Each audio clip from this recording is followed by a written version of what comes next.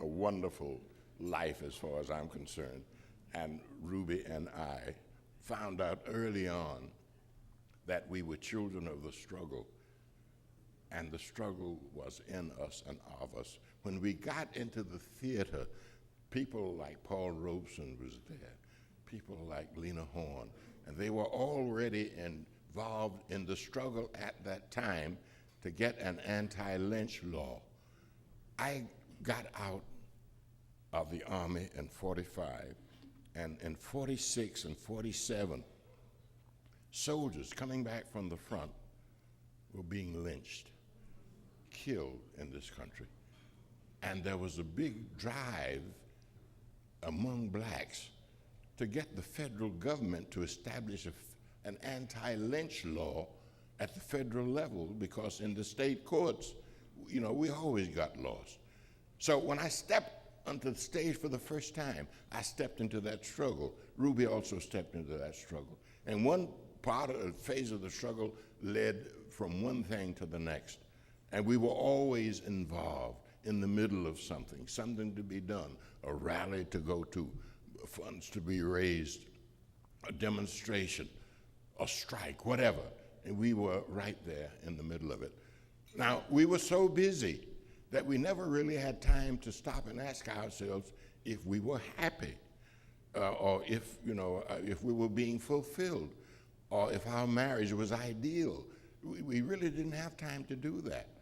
But we did have time to raise children and to attend to them. We didn't just raise them and leave them aside, you know. We attended to them, and we made them, we hope, into citizens and decent citizens and things like that. But the point I'm trying to make to you is that we are products of the struggle. Our marriage is products of the struggle. And so when you see us out on the road, when you see us in places like this, it's an extension of the life we stepped into way back in 1946 when we first hit Broadway and Hollywood. And we have been active ever since. Not because we're so smart and not because we're so dedicated, but if you're black, there's always something to do because somebody is on your case. Now, one thing we found that sustained us on the other side of the struggle, when we first got married, since we had been across the country, and we were known. Ebony had a picture of me and Ruby in 1960, Mr. and Mrs. Broadway. So we were married, and we were waiting for the phone to ring from Hollywood and the phone to ring from Broadway. Come on, Ruby and I said, y'all colored stars, here's a job for you. But the phone didn't ring. The phone was silent for a long time. Finally, the phone did ring. But it was the phone company saying, please remit. But just before we got kicked out of the business for an inaction, we came upon the discovery that there was a large group of people in America, and that if we went to that particular group and gave them of their culture, read to them from their poems, talked to them about the stories of their childhood, that group would pay us money. That group was black folks. And I tell you one thing about black folks, they may not make you rich, but they won't let you starve. And that was the thing. And see, once we found that, we were free. We didn't have to take a role in Hollywood if we didn't want to. We could afford to be seen with Paul Robeson when everybody was saying that he was a communist, and everybody was afraid to be in his company. And when a redhead guy like Malcolm X came along, Ruby and I were right there to say, hey, Red, how you doing?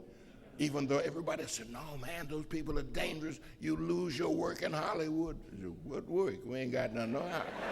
So, because, you know, when it got a little low in the cupboard, we'd call up the Reverend and say, hey, Rev, how about us coming over to the church Sunday afternoon? And then after you preach and, you know, get all of your 5 collections, then Ruby and I do a little bit, and we'll pass the hat, and, you know, we'll make do with what's left over. But the truth of the matter is, we learned that if we depended on our own people, it enabled us, it empowered us, it made us free, and it made us strong. And that, so when you talk about sustainability, we know exactly what you're talking about, and we know exactly how it was done. You know, Zora Neale Hurston talked about sustainability in lines like this. She said, "We are of the B class. Be there when they come, and be there when they're gone." You know, sustaining, and Langston Hughes had a poem that spoke to the issue of sustainability too. You know, he said, "I've been scarred and battered, my hopes the wind and scattered, snow has frizzed me, sun has baked me. Seemed like between them they done tried to make me stop living, stop loving, stop laughing. But I don't care. I'm still here, sustaining, you know, going, even when you can't see the way, when you don't know where the next step is going to lead you. You know, when you don't know what's around the corner, or if even the corner is there, when you've got to tell your own children and act and smile to them as if tomorrow is full of promise, when tomorrow might be the most dreadful thing that you've got on your calendar. But you've got to keep going. You've got to sustain, the drive. And how do we do that? What do we as a people know about sustainability that we can teach the whole rest of the world? One of the things about sustainability is this. You know, we may not have much, but we always have each other. And having each other, we have all. Our togetherness, our collected wisdom and strength and purpose serves us well, not only in relationship to our own community, but to the rest of the world. Now, sustainability, leadership that makes a difference. And here, I get serious. Here, I share with you some of my own pain, some of my own fear. Here, I come to you because when I'm in danger, I know where to go. When I'm in trouble, I know to whom to turn, and it's you. Your example, your collective energy, your strength, the fact that you're smart enough, you know, to learn how to relate one to each other, to network, to strengthen yourself as individuals and as a group, speaks well. Now here is the problem that I face. And brothers and sisters, when you hear it, I suspect you may agree that you face it too. Now, there was an article in the New York Times in November about a report from the United Nations about poverty in the world. And it said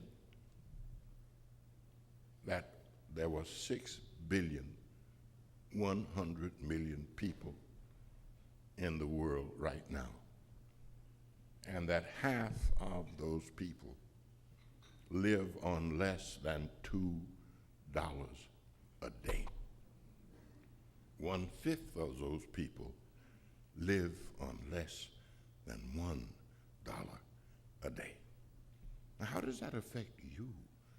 Why does that make me scared? Why do I come running to you, save me, help me? What are we going to do about all of this?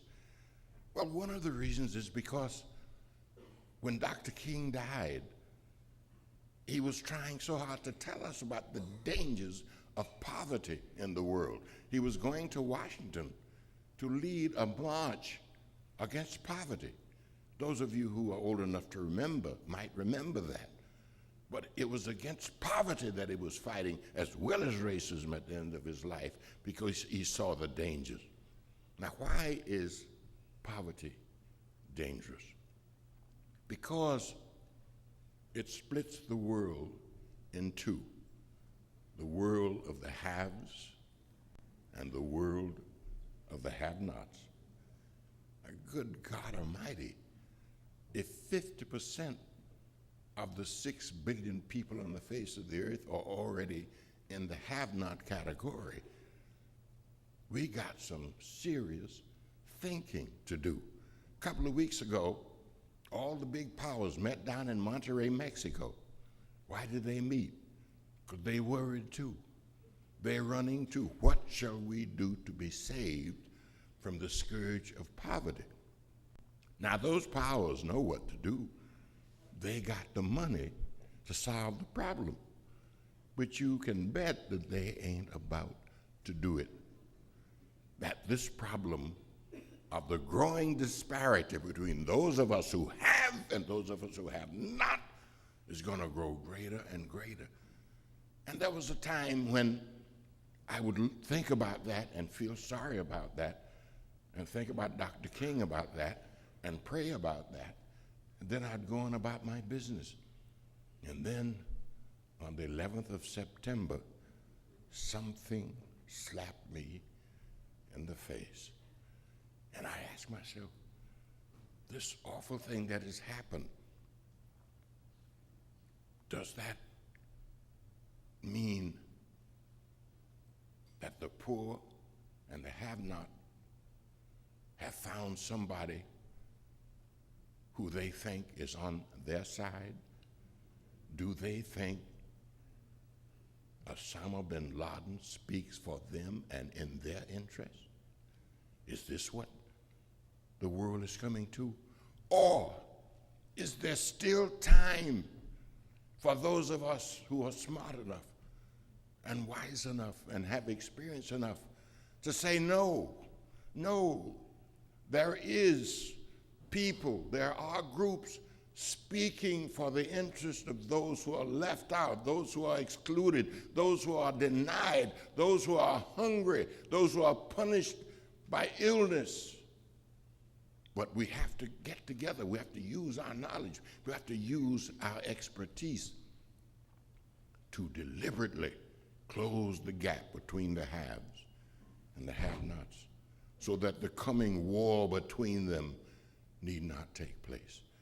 And who would have more experience in showing power its responsibilities than you who are right there where the rubber meets the road, you who are the public administrators, you make power happen in this society. But the world out there do not know that you exist. Bin Laden has made his statement. And maybe even now in some of those dingy, crowded, sick places, people are saying, yeah, that's the answer. Because I tell you, a man without hope is already a man who tomorrow will be a terrorist. Who, therefore, can restore hope to the people? This is America, the most powerful nation in history, the most powerful nation in the world. And you are, individually and collectively, you are people who deploy that power for the good or ill of the society in which we live. So the degree to which you take seriously your responsibilities to be always at the top of your game, to be always understanding that we have a major problem, this battle between the have and the have-nots. Don't we see the results of it in our own communities? Don't we understand how much of our young manhood has already been stashed inside prisons instead of given the full jobs and opportunities that citizens deserve? Don't you see in the activities of the very powers that you employ that sometimes bureaucracy is cold-hearted and cold-handed and put offish, and we haven't got time for you now? You know, we can't keep you on welfare.